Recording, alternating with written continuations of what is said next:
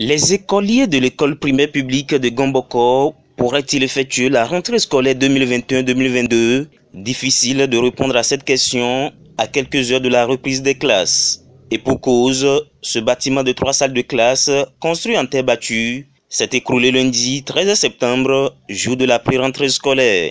À notre grande surprise, le lundi, ce bâtiment s'est écroulé suite à l'intensité des fortes pluies qu'il y a eu ces derniers moments. On était dans la cour de l'école quand subitement le mur du derrière est tombé. C'est le seul bâtiment à 3 classes que nous avons.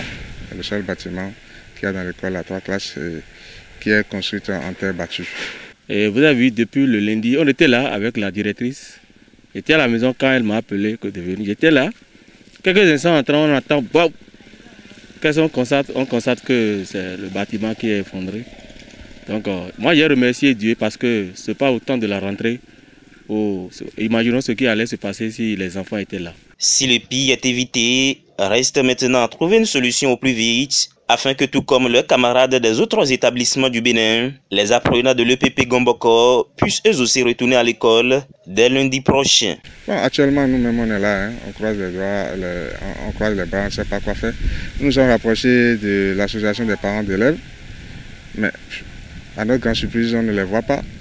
Depuis le lundi, nous, on a effectué la pré-rentrée, nous sommes là, ils ne sortent pas. Nous, on a décidé hier qu'à la rentrée, on va lancer une souscription qui va nous aider à mettre une paillette en place. Parce que sans une paillette, maintenant, les enfants n'ont pas où rester pour étudier. Donc, la réunion d'hier, on a dit à la souscription, chaque parent d'élève va donner 1000 francs comme d'habitude. Voilà qu'on n'a aucun franc dans la caisse. Aucun franc dans la caisse du bureau APE. La directrice Colette Baye et ses collaborateurs face à un casse-tête. D'où cet appel à la mairie de Parakou, au gouvernement et aux bonnes volontés. Nous souhaiterions quand même avoir un module de classe en bonne et due forme pour le bon fonctionnement des apprentissages dans l'école. C'est notre plus grand souhait.